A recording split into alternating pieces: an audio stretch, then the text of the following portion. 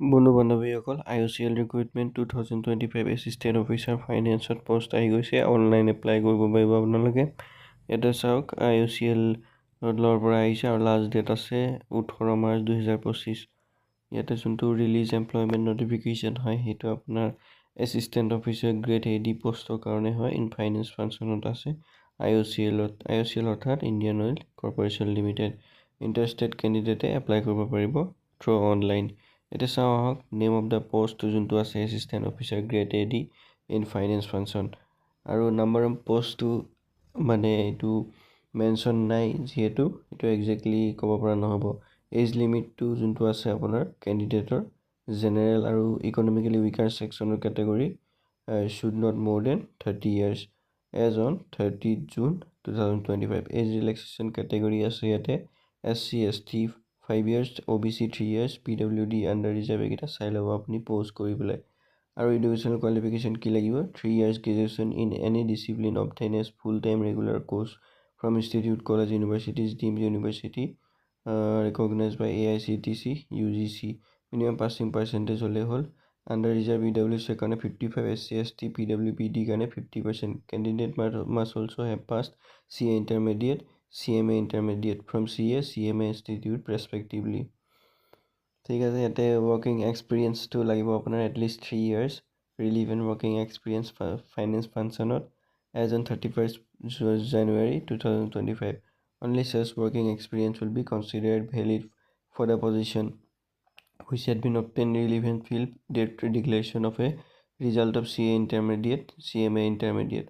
ইয়াতে ফিজ নালাগে। কেনেকৈ এপ্লাই কৰিব আপুনি চাব। যিহেতু অনলাইন অফিচিয়েল ৱেবছাইট যোনটো আছে, অফিচিয়েল মানে এই ৰিক্ৰুইটমেণ্টটোৰ কাৰণে যোনটো ছাইট আছে সেইটো মই আপোনালোকক দি দিম। তাতে ডেছক্ৰিপশ্যনত লিংকটো দি দিম।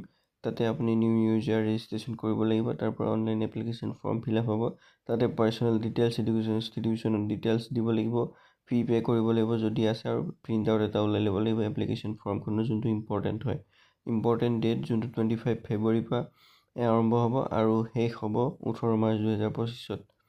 ইয়াতে চাওক এইটো যোনটো ৱেবছাইট আছে এইটো আপোনালোকক ডেছক্ৰিপশ্যনত লিংকটো মই দি দিম। তাতে আপুনি টাইপ কৰিলে হাইপাৰ লিংকত ওলাব। ইয়াতে যোনটো অনলাইন ৰিক্ৰুইটমেণ্ট পৰ্টেল আছে ইয়াতে চাওক ৰিক্ৰুইটমেণ্টটো আহিছে এছিষ্টেণ্ট অফিচাৰ গ্ৰেড A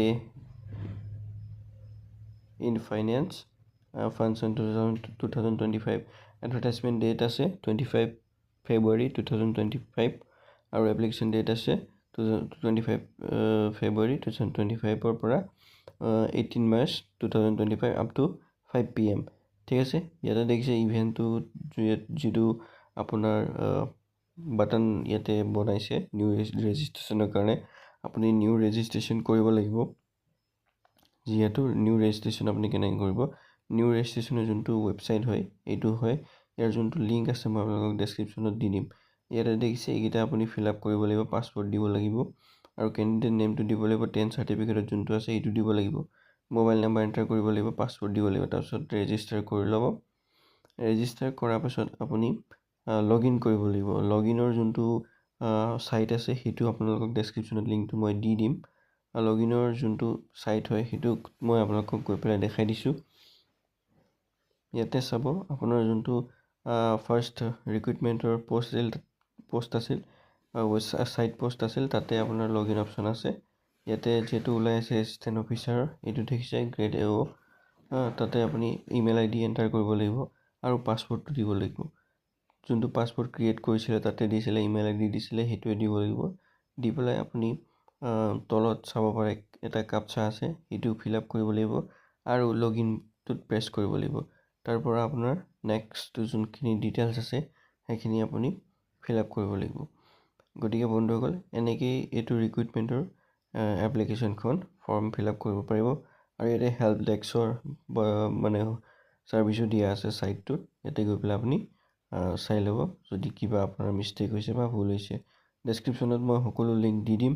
তাৰ পৰা আপুনি অনলাইন ফিল আপ কৰি ল'ব আৰু ছাইটবিলাকত গৈ পেলাই ভালকৈ চাই ল'ব। গতিকে বন্ধুসকল এই আজিলৈ ভিডিঅ'টো ইমানেই।